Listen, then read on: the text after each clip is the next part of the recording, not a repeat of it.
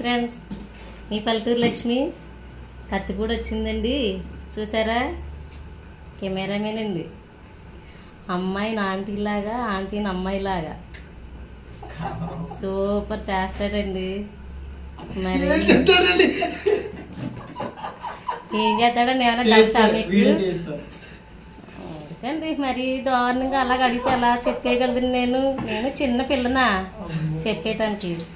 ఇదేనండి మన ప్రసాద్,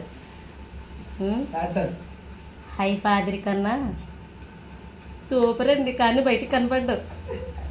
సూపర్ డైలాగులు, మంచి రసకుడని ఏం చెప్పలేను నా నోటితోటి.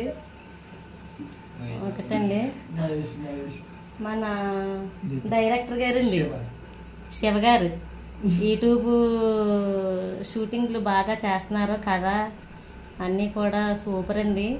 అలాగే హీరోవు, హీరోని, మదరు, ఫాదరు, సిస్టరు, బ్రదరు అన్ని క్యారెక్టర్లు చేసే వాళ్ళకన్నా ఎడిటింగ్ చేసేవారు మహేష్ గారు ఉన్నారండి. ఇంకా ఆయన ఒక హై రేంజ్లోని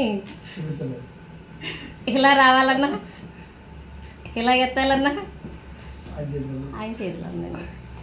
మన షూట్ తీసేటప్పుడు సన్నంగా ఉన్న వాళ్ళు లావుగా పడాలన్నా, లావుగా ఉన్న వాళ్ళు సన్నంగా పడన్నా హ్యాపీస్ అండి. ఇంకా వీళ్ళిద్దరిది అస్సలైన క్యారెక్టర్. నటించే వాళ్ళది కాదండి.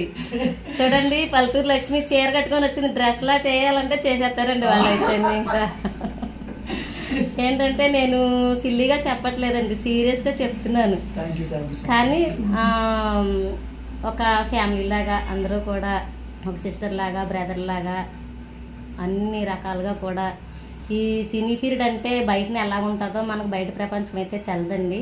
ఈ యూట్యూబ్ ఛానల్ ఓపెన్ చేసిన తర్వాత మనకి యూట్యూబ్లో చేసేటువంటి వాళ్ళు బయటని పుకార్లు పెట్టే జనాల కన్నా ఇక్కడ మన ప్రపంచం ఎలాగుంటుందంటే, మన రంగుల ప్రపంచంలోకి మనం హై ఫీచ్లోకి వెళ్ళకపోయినా చిన్నగా మన లెవెల్కి తగ్గట్టు, మన హోదాకి తగ్గట్టు ఇది చూస్తున్నాను కాబట్టి నేను చెప్పగలుగుతున్నానండి.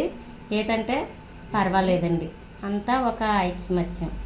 ఈ 5 ఏళ్ళు ఉన్నాయంటే 5 ఏళ్ళు సమానంగా ఉండవండి. అలాగే ప్రతి దగ్గర ఉన్నట్టే ప్రతి దగ్గర కూడా ఉంటారండి. కానీ ఈ సినీ ఫీల్డ్ అనేది ఒక రేంజ్ ఉంటుందండి, ఒక లెవెల్ ఉంటుంది. సూపర్ అండి. పల్లెటూరు లక్ష్మి గారిని అసలు మర్చిపోవద్దు.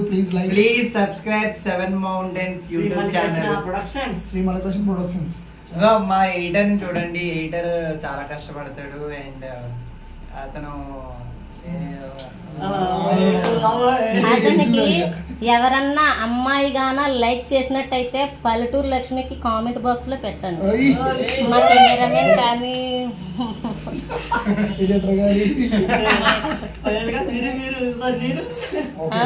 ఓకేనా ఫ్రెండ్స్? మీరు అందరూ ఉండాలి, మీ అందరిలో నేను ఉండాలి. సబ్స్క్రైబ్.